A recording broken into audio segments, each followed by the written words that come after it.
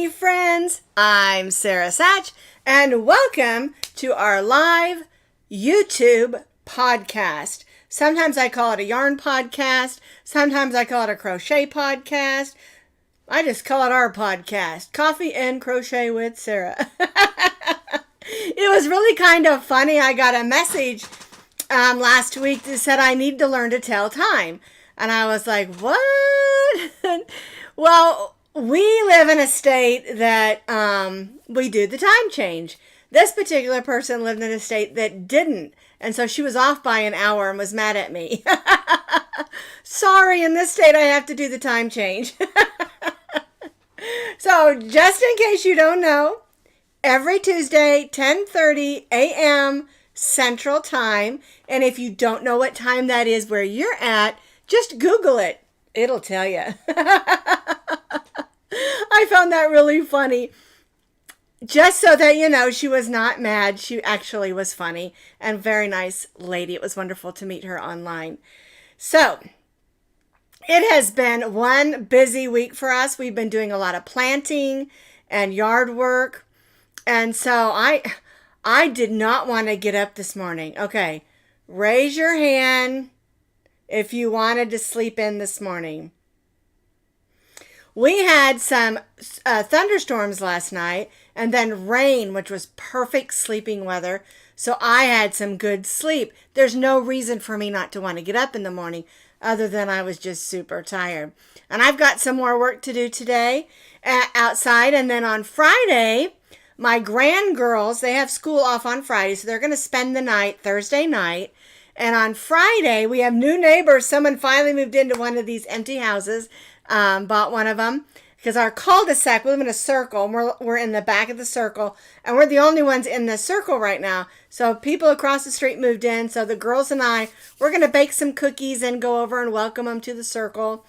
And then we're going to do our fairy garden. I'm so excited about this. We got some new things, and we're going to do it a little bit different this year. And if they'll let me, I'll video. If they won't let me, then I'll take some pictures when they're not around. Okay? All right. So I went to the dentist yesterday. I had to have, all the x-rays that they take. Well, believe it or not, I have a small mouth. And they were teasing me like crazy. I love my dentist and hygienist at our new place. And, but the things that they put in there, it made a cut on the inside of my mouth, down under my gum, under my tongue. And it's sore this morning, so I'm kind of, So anyway, if I lisp a little or sound a little odd, it's just because I got a sore in there from that. They put these like big plastic metal things. Anyway, we don't want to forget to clink in today. So I've got some good old Folgers coffee in my mercantile cup. I thought since I was wearing a flowery shirt that I need a flowery cup. But anyway, I'm drinking coffee, of course. Sometimes I do drink water because my doctor does want me to drink less coffee. But I do try to have a cup to a cup and a half every morning for everybody else's sake. Anyways, I've got some sugar-free creamer in here. I think this one is a French vanilla, and it's super good.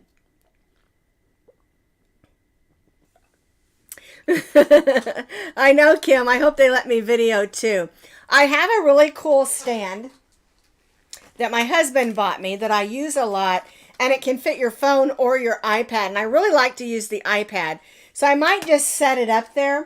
Because we're going to do a big, they call them whiskey barrels, but since I don't drink, I call them strawberry barrels. And we're going to do a big strawberry barrel, and they want to do like some sort of a stairwell down to the bottom part of the garden. So we'll see how it goes. I'm real excited. We bought some new things, and I found all the old things. We're going to wash them up today, and then on Friday we're going to do that. So I can't wait to show you. I think you're really going to love it. One thing I did want to show you, though, is we planted some trees. We planted 2 Albert peach trees, which I'm super excited about. We planted 2 Rosa plum trees. Whoops. Plum trees. And then we planted 2 golden delicious apple trees. I was going to get the Honey Crisp apple trees, but they were out. And I like to get my trees at Atwoods. I don't know if you have an Atwoods around there, but they get things that are in the area. And so we planted 6 trees. Oh my goodness. My husband has this thing called an auger, and he holds it and it spins around and he digs the hole down in, makes it a lot easier than having to use the shovels to dig with. But boy, and then with this wind, they have to all be tied up. So anyway, I'm going to get some pictures for you so you can see them. Right now, they're just green. We probably won't get any fruit for a couple years, of course. But I'm so excited to see what's going to happen with them. We also put in the raised garden beds. And I planted tomatoes and cucumbers, kale, spinach, arugula, and lettuce. I don't do head lettuce. I really like leaf lettuce and romaine lettuce. And then I also planted some yellow squash. And I like to put it on the end so it can kind of come down off the edge. I'm trying to think of what else. It seemed like I planted one other thing, but did I say cucumbers? I planted cucumbers. Okay. And there's two kinds of tomatoes. I always do sweet 100s, which are cherry tomatoes. And then I did early girls this year because I like those. I did beefsteak tomatoes a couple years ago, but that was up in Colorado. And we just didn't have a long enough growing season. So I ended up having to pull in a bunch of green ones and having to ripe them on the counter. So one of my hairs fell out and tickled me. All right, are you ready to get started? I'm just rambling. Let me get another drink of this luscious coffee. All right, let me move my coaster over here so I don't spill it. You know how clumsy I am. All righty, so today's topic that I wanted to talk about are 5 things I wish I knew when I first started crocheting. But if you've been crocheting for a lot of years, these are things that can help you as well. Okay? So, the first thing that I wish someone had told me is that it's okay to make mistakes. And the reason it's okay is because that's how we learn. And a lot of times, when you stitch a stitch wrong, it ends up being beautiful anyway, right? When I first started learning to crochet many years ago, I learned from library books, and I've told you all about this book. I thought that I had found it, but it was a different book. But a lot of it was based on measurements, and I wish I could find that book. But one of the things that it was talking about is when you learn to stitch, everybody has a different tension, of course, and if you make a mistake, continue to make that mistake on every row, then it becomes a pattern. And at first I thought, I don't want to have a pattern with mistakes in it. But then I learned that it's okay to make mistakes. And if we do, we can always either pull it out and start over or just make something of the mistake. We're going to make mistakes. Even people who have been crocheting for many years, like me, I've been crocheting for almost 45 years, we make mistakes, okay? And it's okay. Just learn from your mistake. That's where the counting comes in, because counting is very important. But like I said, don't get mad at yourself. You've made a mistake, start it over or set it aside and go on to something else. But we're going to make mistakes. Keep trying. Don't give up. It's worth it. All right. The second thing is, when you're first learning to crochet, take it easy and go slow. So many times people learn a couple of stitches and all of a sudden they want to do all these expert patterns. Well, if you're a really great crocheter, great learner, that's okay. But there are so many wonderful things to learn along the way that you'll miss out if you just jump ahead. And yes, crochet is an art, and we talked about this many times, and there are lots of different ways of doing things. But if you take your time, learn those basic stitches, learn those basic techniques, and then when you get into some of the harder stuff, it will be a lot easier. Because a lot of the stitch patterns I'm going to say almost all of the stitch patterns as you get into harder things are just made up of all the things you learned when you first started, all the basic stitches. Single crochet, half double crochet, triple crochets or treble. It's the same thing. All of those stitches, chaining, skipping, spaces, they're all things that are used when we do harder patterns. Okay? Learn the basic slip stitch. I'm telling you, I cannot tell you how many people tell me I can't slip stitch. And all a slip stitch is pulling that loop over the loop that's already on your hook. It's just super simple, but they say they can't do it. And learn it, practice it. And that's the, goes along with going slow, is practice doesn't make perfect. Practice makes confidence. And the more you practice your art, the more confident you will be in accomplishing the projects that you want to do. And it's a lot easier to enjoy if you feel a little bit more confident with what you're making, especially if you're going to give it away, right? Or if you're going to wear it, All right, another thing that's really important is learn to read your yarn labels. And I have noticed recently that a lot of yarns that I've bought lately have been leaving off some of the important information. Okay, I'm going to take this and I'm going to set it over here on my other, I've got stuff sitting around here, underneath my other camera, I almost said counter, because I want you to look at this yarn label. Okay, so this is a yarn that we use this week. Okay, it's Premier Hipster Cotton, so it tells me it's a cotton yarn. Okay, so we have our yards, our ounces, and then, in the other meters and grams, 100% cotton. And then as you turn it this way is a whole bunch of other information. Let me get this up here. Light 3. Here it tells you information for knitting, crocheting. Those are your gauge information. How many stitches equal an inch? How many rows equal an inch? It also gives you recommendations of what crochet hook or knitting needles you need. And then you have these symbols. And these are symbols that tells you if you can wash it, if you can iron it. See, there's an iron there, and things like that. All right, so there's a lot of really good information. Here is your color. Here's your dye lot. I was going to say lie dot. Dye lot numbers. Hello Hydrangea is the color. And the UPC is important if you're going to go back or you're going to order some more. You can put that in. But if it has a dye lot number, make sure you ask for that dye lot number so that you get all the same dye lot, okay? And so there's a lot of really good information on a skein label or ball label. Like this one even says limited time. So that's good information to know, okay? And so we can learn a lot from our labels, and it's really important to remember to read when you're picking some up. You go into the store, say you're at Michael's, and you love their beautiful striped Karen cakes. And you go over there and you look and you're like, wonder why these dye lot numbers aren't the same. Oh, well, and you grab a bunch. Then you're making a blanket or a beautiful shawl or something, and the colors don't match as far as the shades. That's where the dye lot number is important. Mostly acrylic yarns, a lot of those, because they're dyed differently, you're not going to have a lot of variation on your dye lots, but some. But when it comes to cottons and wools, because the dye is put in after the yarn is processed, there's going to be a lot more difference in your dye lots then, okay? But really, you need to always check that dye lot to make sure you're going to have consistency in your colors, all right? And so learning to make sure you read the labels is very important.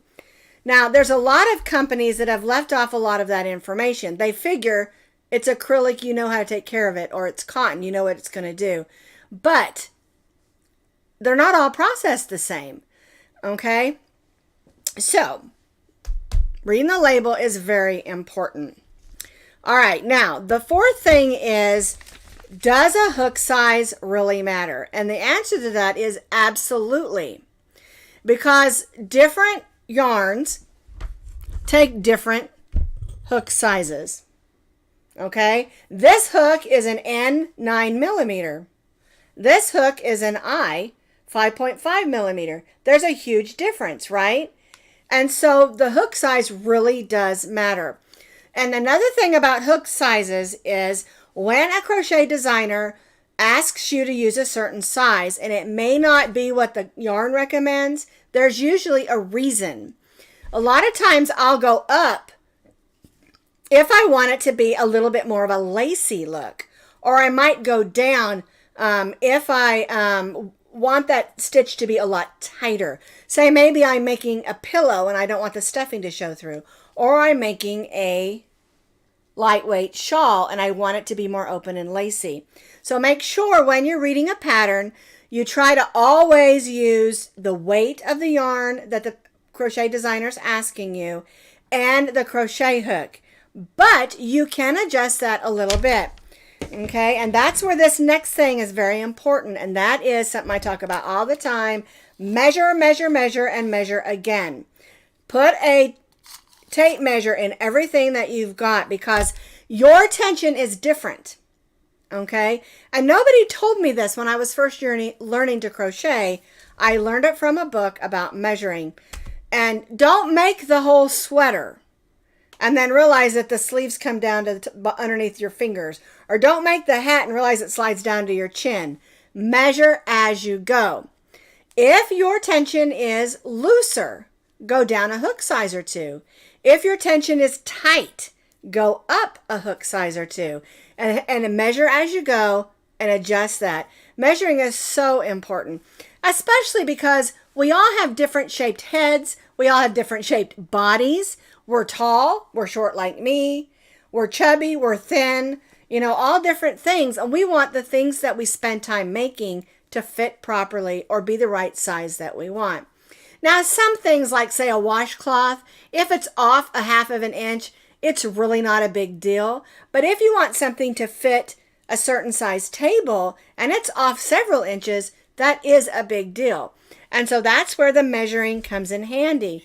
If you're making something that's super long and you measure it and you're like, don't pull it all out, add some extra rows. Things like that can help. If that hat that you're making is too short, add some more rows around it. Don't get rid of it unless you want to give it away or something. So use that tape measure and learn to adjust. All right. That was the last thing. Number one, we are going to make some mistakes from time to time. Number two, go slow, take your time, and learn all those basic stitches. And before you know it, you're going to be doing some intricate things. Number three, learn to read the yarn labels. Okay? Number four, the hook size does matter. And number five, measure as you go. The thing is, I can't tell you how many times I've even had pattern designers contact me and ask me about measuring and how do you do that. And it just surprises me that people don't know about measuring as you go. Okay? So do that.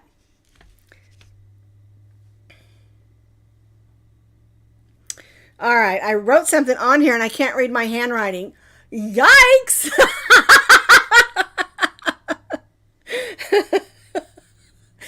I think it says, tell them about adjusting tension. And I did, but boy, my handwriting is bad. Oh, well. That's why I type everything out. So, those are those 5 things. And like I said, before you know it, you'll be crocheting more intricate things and you'll feel more confident as a crocheter. Because I learned how to crochet from library books. I was a bookworm. Every day after school, I would head out to the library that was up the street. And plus my mom ran a daycare center in our home and I just wanted some quiet time. And so after school, I'd get off the bus, I'd go in and check in with my mom, grab a snack, and then I'd just walk up to the library and I would read. There are many times I sat in that library and crocheted all by myself or knit all by myself. And I got to know the librarians there. There was 2 young ladies and a gentleman that knew me. And they knew me by name. They could recommend books to me. And it was a lot of fun to have, you know, a little bit of a community there that knew me. You know, they called me the bookworm or bookhead. It was kind of funny. But that's how I learned to crochet. I was like 13, 14, 15, knitting and crocheting at the library.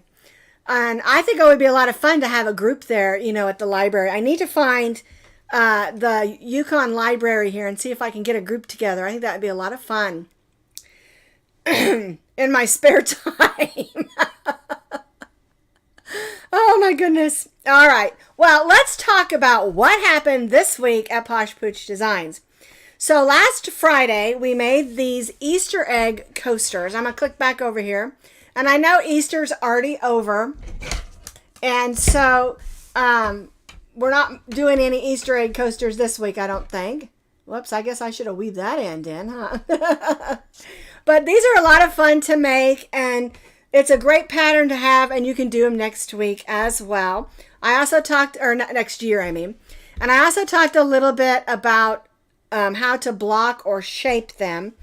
Because a lot of times in crochet, the things that we're making, they don't get the shape exactly that we want. And so learning how to block or shape is a really good idea. Okay? When I was learning to crochet, the book that I was using called it Shaping Your Crochet. And but we call it blocking nowadays, and I'm not really sure why it's called blocking, because you really are shaping, you know. But anyway, I do talk about that at the end of that video if you want a real quick, you know, 2-second explanation on what blocking or shaping your crochet is for some of the small items. Anytime I do something like this where I want to make sure the shape is right, I'll show you a quick thing at the end of the video how to do that. Okay, and then the other thing we did was yesterday, we did the Sensational Summer Shawl or wrap. It is a beautiful wrap. This yarn is amazing, and I absolutely love it. It is this hipster yarn that we talked about. This is a different color. This yarn here is called Summer Splash. And I think it looks like tie-dye, doesn't it? I just loved it. And to make that wrap, you're going to need 2 of these, and that's because of all the fringe. But if you don't want to put the fringe on there, it takes about 1.5 of these skeins or balls of the hipster cotton. I did put the link how to buy these from. They're still available at Premier Cotton. I went there yesterday just to make sure, because I put that pattern out yesterday, and they had 14 different colors that were available on their website. Okay, and I put that link under the video as well as on the blog, so if you want to order them, or you can just go to Premier Cotton and put in hipster cotton. And this is a 3-weight cotton. It's so nice and soft, and it's not as like silky soft as I love this cotton, and I like that for this project because this is just a little bit more it's not as shiny soft, I guess is what I'm looking for. But you can see, look at these colors. This one is called, oh, I already said it earlier, didn't I? Hello Hydrangea. Isn't that pretty? It looks just like hydrangeas. And these are long striping yarns. And you can see how the colors moved on this one. Isn't that beautiful? I just love it. Yeah, I'm probably going to keep that for myself. It's so funny because the shawl that I made that's behind me here, this ombre striped shawl, it's purples and greens, and that one back there is also purples and greens. And I don't know, maybe I'm really liking purples and greens together, although they're completely different. You know, this is just a basic spring shawl, and that one's a summer shawl. And it's only about, I can't remember, I don't have the measurement with me, but it's only, I think, about maybe 12 inches wide or maybe 14 inches wide. And then you make it as long as you want. It is a 1-row repeat. And so once you've got your row set up, you make it for as long as you want. And then we do this fun little trim that's only on the bottom. I wish she could walk to me so I could show you. There, can you see that? It's a fun little trim that just goes along the bottom, and then we do fringe on the ends, and we don't put a trim on where it goes around your neck.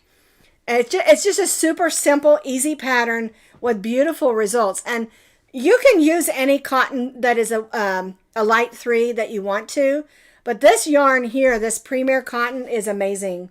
It is a beautiful cotton, and the colors are amazing as well. And I have a couple other shades I have one that has a brown in it, and I thought, I don't know if I'm going to like that. And then I started working with it, and it's gorgeous. And so sometimes you just don't know, when you're ordering yarns in, what they're going to be like. And I did want to mention something real quick before we talk about Friday Fun Day. I was online yesterday because Monday afternoons I like to kind of sit down for about 20-30 minutes and I'll watch some other pattern designers. And yesterday, Bag O Day put a video, it might have been the day before that she put this video out, but it has to do with a new yarn company from China called Temu, I think, Temu. And she's doing a review on these yarns, and it's quite interesting because I was wondering about these yarns as well. And I'm really leery of buying things out of the country with my credit card. I just really am. And so if I can order it with my PayPal, then I'll get some in and maybe try it if I'm interested. But and I found it interesting. She said the same thing. She will only order from these companies if she can use her PayPal. Well, she's I lost my train of thought. She ordered in a bunch of varieties from this company, and she's talking about them all and everything, and it's really interesting. And she says she probably won't order from them again. She just did just to see, and I kind of agree with her on that. A lot of it looked a little iffy, and some of it looked like yarn you can get right here in the States. And so if you're interested to find out about this particular company, if their yarn is any good and all of that, you might want to watch her video on that because it really is interesting. And I've said this before, I really love that she goes out there and checks out other yarns and things so that we have an idea of what we're getting into when it comes to yarns. No, we can't smell them or feel them or anything, but we can see what her opinion is. And I really do value her opinion when it comes to a lot of these yarns. Okay, so I already addressed the Hobby Lobby rumors on a video earlier. And so Hobby Lobby already mostly had their own yarns, and they do have a lot of their own yarns made. They are scaling down their yarns a little bit, which is normal, because if you have a wide variety and they don't sell, basically they're getting rid of things that don't sell well and keeping those things that do, because there's not a lot of money in yarn, and it is expensive to bring in and stock if it's not going to be bought. Okay, so it's just a basic retail assessment, basically, that they're getting rid. That's what all the clearance sales were about: getting rid of things that don't sell and bringing in things that do sell. And Hobby Lobby has had a lot of their own yarns anyway, and so I don't really. I mean, there are very few that they already carried that weren't theirs, and so it's true. They're getting rid of a lot of yarns that don't sell and only pretty much carrying their own yarns as what they already did. So I talked to the manager in there a couple of weeks ago, and they're scaling it back a little bit because there's a lot that doesn't sell. And there's no reason to carry yarns if it's going to cost them money and doesn't sell. The only thing I can say is my biggest disappointment, not just in Hobby Lobby, but a lot of yarn places, is that no one at all carries hardly any of the Red Heart Super Saver and Red Heart brands of yarn. You just can't find it anywhere anymore. Joann's carries some, the most of anybody, and Michael's carries very little, and Hobby Lobby doesn't carry any at all anymore. And it's just really, in my opinion, ridiculous, because we want to be able to fill yarn. We want to be able to go in and see if it's any good, and we get stuck buying it and wondering if what we're buying is what we're looking for. Okay, and the other thing, I don't know if y'all know this, but a few years back, Yarnspirations bought Red Heart, and so they're changing all of it. There's been a lot of videos out there about, and I talked about the other day when I was at Walmart, because Walmart used to be my place where I would go to pick up some basic colors if I needed it, and they hardly have anything anymore. I mean, And what they do have is rarely stocked. And I don't get it because I know Walmart has some of their own yarns. What are they? Mainstay or something? I can't remember. And I like their yarns, but they don't have very good variety as far as colors. And I really love the Michaels yarn, but it's quite a ways away for me to go. And so I don't go there very often. And the truth is, I know this is the time of year that a lot of the stores are getting rid of the stock through the winter for their yarns, and they're going to be bringing in the cottons and the spring yarns. But what they don't understand, they ought to talk to some of us who are yarn fanatics and yarn addicts. We want our yarns all year round. We don't just crochet in the winter. We don't just design in the winter. We want to be able to make things ahead of time. I don't know about y'all, but I'm working on fall and Christmas already, because those are the patterns have to be written. They have to be tested. Designs have to be made and things like that. And so it just disappoints me that I can't get a hold of a lot of this stuff. And if I do, I have to go to, which is not a problem. I like Hirschner's. I like Mary Maxim. I like Webb's and a lot of these other places where we can get some of the discontinued yarns, but they don't keep the regular colors all year round. I think, this is my opinion, if any yarn store wants my opinion, I think they should always carry the basic colors, what I call the crayon box colors. White, black, yellow, red, green, blue, brown, all the basic orange, all the basic colors all year around. Should always be stocked in cotton and in medium 4 acrylic. That is just my opinion. And I wish that some of these stores would talk to us as designers and crocheters and people who love yarn as to what we need and what we want. And I even I even have gone as far as sent an email to Walmart explaining this to them, and an email to Michaels. And I also told Michaels I want them to build a store in my area. I realize this is Hobby Lobby country. I mean, the Hobby Lobby warehouses are huge. There's miles and miles of them. And they're building a great big huge one also. I mean, everything over there. They even have their clinic for their people and everything. And it's huge. And I love Hobby Lobby's yarn. I do. I love it. And I love the store. But I also really love Michaels. And I think the difference for me is Michaels isn't such a huge store. And I think that I really love Michaels because it's kind of like the difference between a Walmart Supercenter and, say, a grocery store. Sometimes you don't want to go in and shop the whole big store. You just want to run in and pick up some things. And I like that about Michaels. And I really like how Michaels has changed their yarns. They've softened them up. They've got a lot of new shades, colors, stripes, and ombres that I really like. Okay, so yes, I'm preaching to the choir, aren't I? Because y'all feel the same way I do. Okay, so this is what you should do. You can email Walmart. They have the 1-800 Walmart phone you can call. Ask them, what in the world's happening to the yarn departments? So I was so disappointed that when the Pioneer Woman yarn came out, I could not find it at any Walmart. And I ordered some, and it's okay. It's not amazing. But I still wanted a chance to feel it before I ordered it. Okay? I wanted to know what the label said. Was it true to size? Was it what we were looking for? And so, but I had to order it because I didn't know. And so that's annoying to me. And if you're going to have a yarn department, at least give us the basics, And Walmart, if they're going to have mainstay yarn, I like their mainstay yarn. So at first it was a little bit splitty, and then it got where it was a little bit thin. But I think now they've got it figured out. And I do really like their yarn, but they don't have all the basic colors, and they don't have very good, shades and things like that. Not shades, that's not the right word.